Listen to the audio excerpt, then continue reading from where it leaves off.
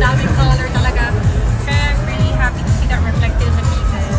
Yeah. Mga ka-pageant, grabe ang good vibes sa pageant world dahil sa isa na namang Proud Pinay moment na pinag-uusapan ngayon sa social media.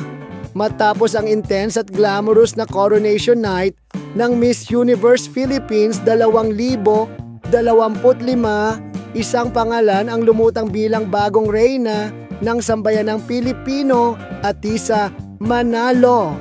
Pero hindi lang mga fans ang tuwang-tuwa sa resulta dahil pati ang isa sa mga pinaka-pinagpipitagan at iconic na Miss Universe na si Catriona Gray ay all out ang support sa kanyang queen sister. Sa kanyang Instagram story, agad-agad nag-post si Kat ng isang heartfelt message para kay Atisa na agad naging viral. Mabuhay Atisa, you did it! So proud of you, Queen! Na syempre, ikinakilig ng buong fandom.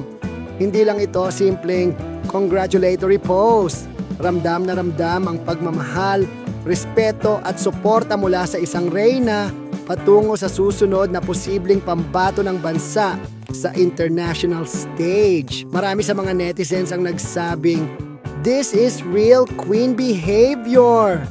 At Catriona is passing the crown with grace. Dahil nga naman si Atisa at Kat ay matagal nang kilala sa pageant scene at sa tagal ng kanilang friendship makikita mong genuine ang bond nila. Sa ngayon, marami na ang nagsasabi na si Atisa na kaya ang susunod na Miss Universe. Kasi kung talent, beauty, intelligence at confidence ang basihan, check na si girl. Dagdag mo pa ang suporta ni Kat. Aba, solid na yan. Habang lumalapit ang international competition, mas lalong tumitindi ang hype at siguradong susubaybayan ng buong bansa ang journey ni Atisa mula sa pagkapanalo niya sa MUP hanggang sa laban niya para sa korona ng buong mundo. Ang tanong na ngayon, handa na ba ang universe kay Atisa Manalo? Dahil kami handang-handa na. Go Queen!